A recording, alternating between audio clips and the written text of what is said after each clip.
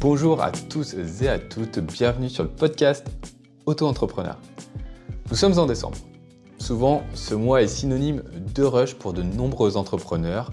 Je pense notamment aux créateurs, aux artisans qui vont être sur les marchés, qui vont avoir des livrets de commandes remplis avec des dates à respecter jusqu'au moment fatidique de Noël du 25 décembre. Force à vous, force à toutes ces personnes qui ont plus d'activités durant ce mois, durant cette période.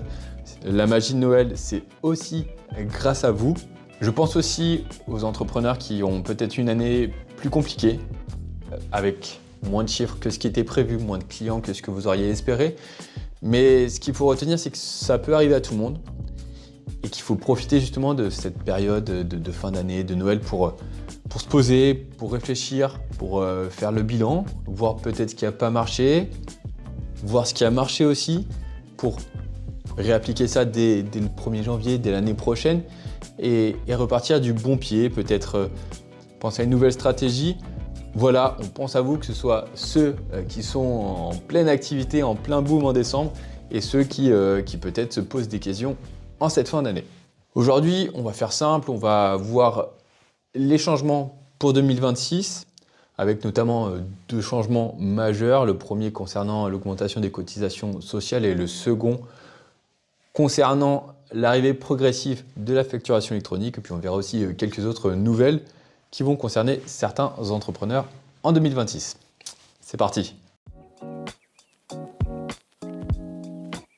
En micro-entreprise, le calcul des cotisations sociales est relativement simple, vous le savez. C'est un pourcentage sur le chiffre d'affaires selon votre activité. Il y a une catégorie d'activités qui a vu ses cotisations sociales augmenter au fur et à mesure depuis 2024. Ce sont les activités libérales non réglementées. Pour remettre un peu de contexte, en 2024, les cotisations étaient à 21,1%. Puis l'augmentation de ces cotisations a commencé à s'installer en juillet 2024. Ce taux-là a pris 2%, c'est-à-dire il était monté à 23,10%. Au 1er janvier 2025, c'était passé à 24,6% et dans quelques jours, au 1er janvier 2026, elles vont passer à 25,6%. Alors pour la trésorerie, ça peut sembler douloureux, mais la bonne nouvelle, c'est que c'est terminé. Ce cycle d'augmentation des cotisations sociales pour les libéraux est terminé. Il y avait 3 augmentations qui étaient prévues, c'est la dernière. Et si on veut voir cette nouvelle du bon côté, c'est pour rééquilibrer, pour que les libéraux puissent avoir de meilleurs droits à la retraite. Nous verrons ce que ça donne. On espère qu'en réalité, que dans le concret, ça aura vraiment une conséquence et que ces cotisations n'auront pas augmenté pour rien. Pour toutes les autres activités, donc pour les prestations de services commerciaux, artisanales, pour les ventes, pour les activités libérales mais qui sont toujours affiliées à la CIPAV, il n'y a pas de changement, vous conservez exactement le même taux de cotisation en 2026. Pour les personnes qui sont concernées par cette augmentation de cotisation, certains auront déjà anticipé peut-être en augmentant leur prix. Voilà, c'est 1% de plus, donc ce qu'il faudra penser, c'est soit avoir une réserve un peu supérieure pour vos cotisations, ou soit peut-être, comme certains l'ont déjà anticipé, augmenter vos tarifs, 1%. Voilà, ça peut être significatif pour certains, mais en général, ça peut passer assez facilement. Donc voilà, pensez à anticiper, c'est dès le 1er janvier que les taux changent.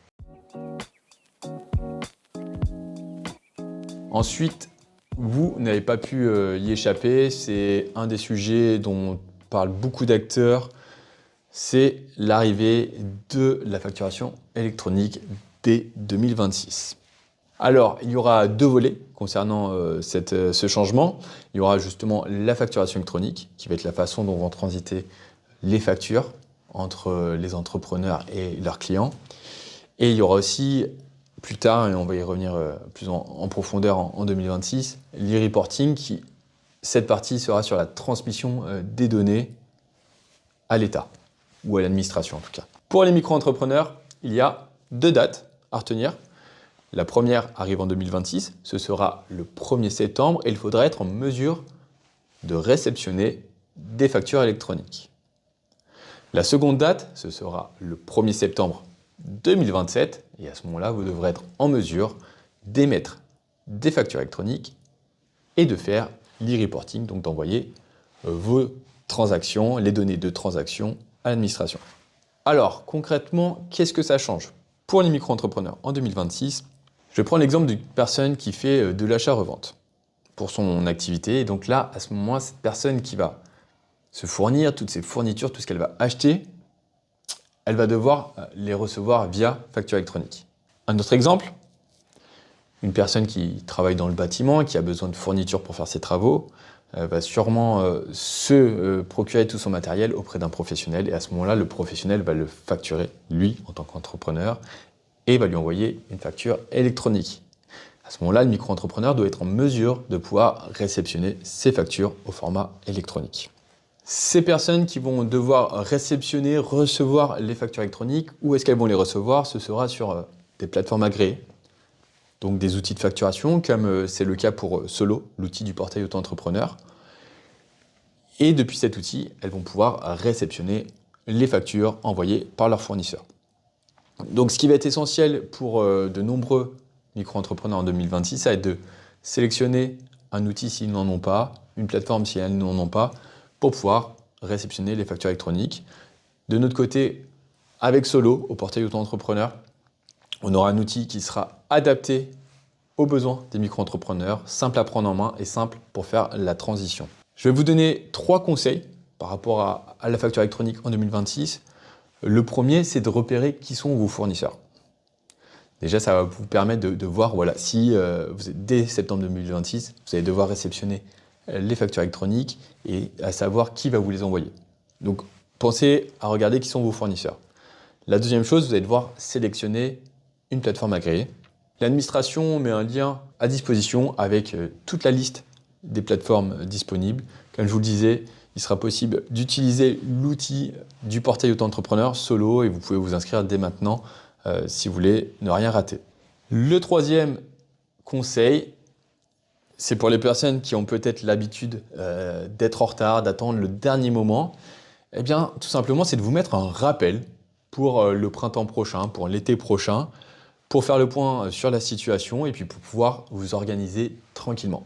Voilà, ce sont les 2 principaux changements pour 2026, dont notamment la facturation électronique qui va vraiment être un grand virage pour tous les entrepreneurs, que ce soit les micro-entrepreneurs et surtout les sociétés.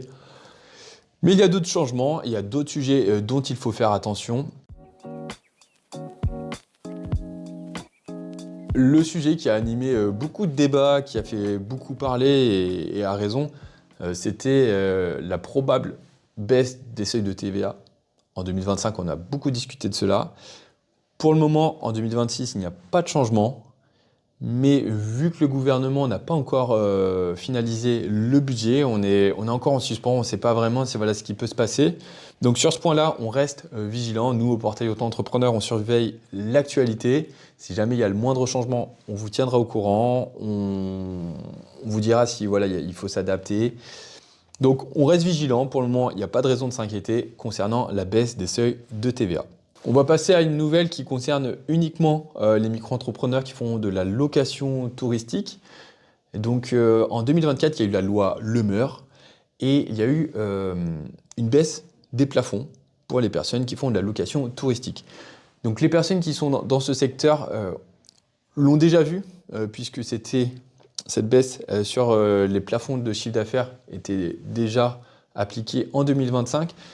Par contre, il va y avoir une conséquence en 2026 pour ces personnes, mais ça va être sur le calcul de leur impôt sur le revenu.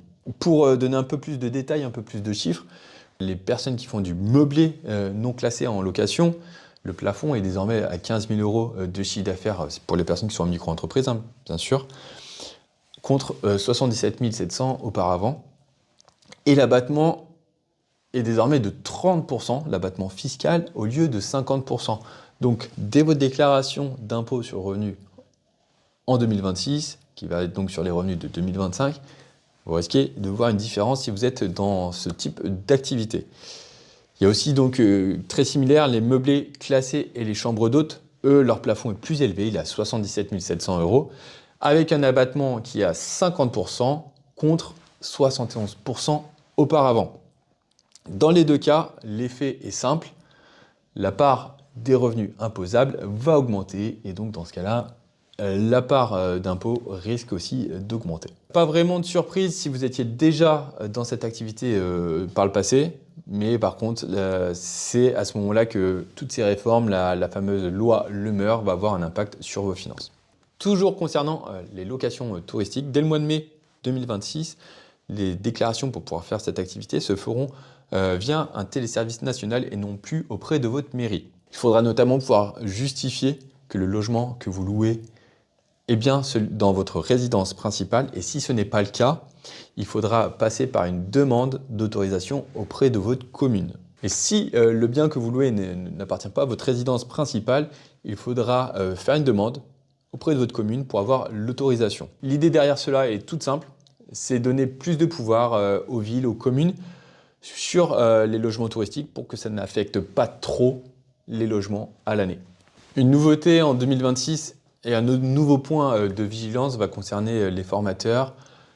Les formateurs avec un numéro de déclaration d'activité et notamment avec le CPF vont devoir être un peu plus vigilants puisque les contrôles vont être renforcés. Dès qu'il y aura un soupçon de non-respect des règles, la suspension provisoire du numéro de formateur sera beaucoup plus rapide qu'avant. Et le but, c'est de lutter contre la fraude, notamment la fraude au CPF, la fraude aux aides publiques.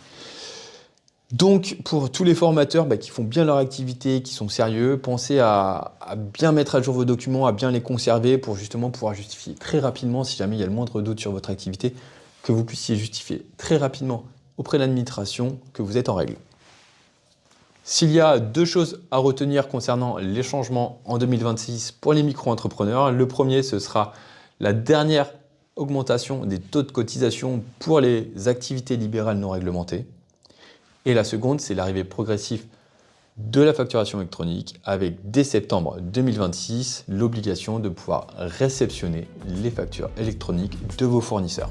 La période des fêtes, la fin d'année sont souvent propices à de nouvelles idées, à de nouveaux projets pour l'année qui arrive, de bonnes résolutions pour janvier. Et si vous écoutez ce podcast et que vous vous dites eh bien moi, dès janvier, je vais ouvrir ma micro-entreprise, sachez que le portail auto-entrepreneur est là pour vous accompagner. On vous aidera à faire votre démarche pour créer votre micro-entreprise. On répondra à toutes vos questions et on vous permettra de vous lancer le plus rapidement et le plus sereinement possible. Voilà, c'est le dernier épisode de l'année 2025. Je suis très heureux d'avoir partagé ces moments avec vous. Je vous souhaite à tous de très bonnes fêtes. On se retrouve très vite pour de nouveaux épisodes dès le mois de janvier 2026. Mais d'ici là, prenez soin de vous et de votre entreprise.